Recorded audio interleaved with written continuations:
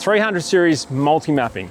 We just released our 300 Series version 3 multi-mapping just before Christmas, and we're already working on releasing version 3.1. Now there's a few things here in 3.1 that I want to go through and give you guys an explanation on to why we're doing an update.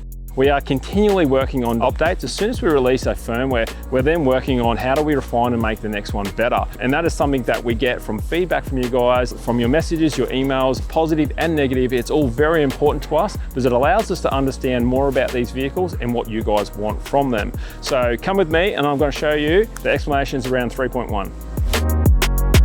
For the people that don't know what multi-mapping is a software that we load into your ECU. We don't cut any wires, we don't anything. It's just a software that we have created. We load into your ECU and you have multiple different maps, which means you have multiple different power outputs. It is a cruise control based switching style of multi-mapping in your car. And we build in these functionalities to give you multiple different maps with multiple different options for your vehicle. And on the 300 series, it works fantastically. We just released our version 3.0 in our multi-mapping on our 300 series, and we're about to release 3.1, and here are the reasons why. 300 series came out around 3 years ago now. It's been an awesome car, but there has been some problems along the way. We had a big discussion about oils and engine failures around that and seeing some stuff with analyzing the oil. We have a lot of those results starting to come back in now. Hopefully have them by the end of the month. So this is a transmission out of 300 series. It's only half pulled apart at this stage. I have the valve body off and I have some of the planetaries and gear sets that are just sitting in front of us here. This particular gearbox, they are a 10-speed in this automatic transmission. And having a look here, we've only got half the gearbox apart. There's still a lot of gear sets in there as well as clutch backs and so forth. And how the gearbox work is that you have a lot of selected ratios and then you have brakes which actually lock the outside of these planetaries and allows a different ratio set to then come on and come off. And this is how you get multiple set ratios in a gearbox. You can also see out the back here, this is a valve body which is bolted to the bottom and it controls the oil flow into these areas where the clutch packs are engaging and disengaging. So that's the hardware or mechanical side of things that controls. Electronic solenoids are all plugged into the car and the ECU, and it's controlling them in certain timings with fill times and distance, and there's a whole lot of range of things that happen in there which are very, very important.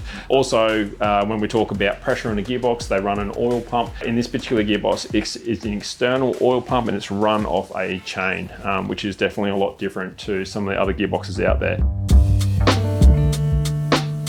When I bought my car brand new, and I've heard this a couple of times on forums and I've seen this on social media platforms, is in the car in the morning in a 300 series, the first or second gear change, it flares in second gear. Now, you could idle the car for 10 minutes while it warms up, you can reverse, you can drive forward, but it's only the first time you engage second gear, it gets this flare up. It's exacerbated massively when you're on the beach. And like I said, this is on standard cars. So I know everyone goes, oh, it's because it's tuned, it's this. This happens on standard cars. You're on the beach, you take off in first gear, hit second, and the gearbox just flares and then gets into gear and away it goes. And it actually does it to 6th gear as well. And I was like, why is it 6th gear in 2nd gear? And what we found is in 2nd gear and 6th gear, they share what they call a B1, which is a brake one for that particular setup in that gearbox. And it's definitely not a line pressure issue as such.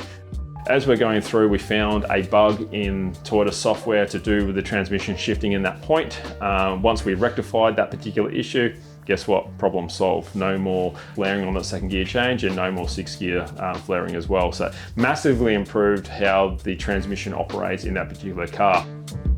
The interesting thing here, it's very, very much the same gearbox that's in the Tundra, and in standard form, I can see it happening on that car as well. It's something we're going to have to rectify there as well.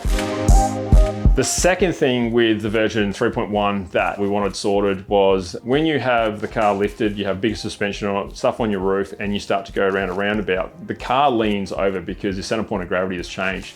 What happens is that your traction control comes on so dramatically, it cuts the throttle and you can't really turn right. Now, there was an update that Toyota did for this to help with it, and it definitely did help.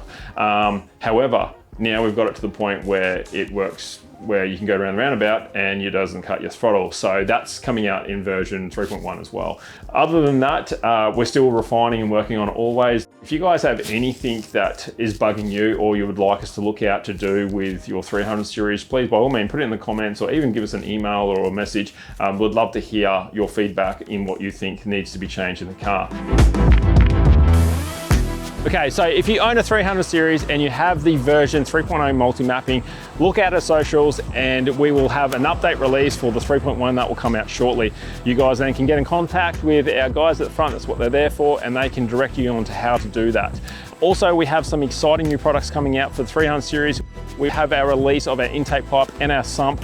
Our intake pipe is now out on the release. Our sump will be due in the next coming months. And we also have 2 more products that are really cool that are about to hit also. Something else to not forget is our podcast that will be out shortly around oil and everything there is to know about the 020 oil, the 530s and everything else in between. We have an oil expert coming on and that's going to be a really cool podcast. So if you're interested in that, stay tuned on that. That'll be really cool.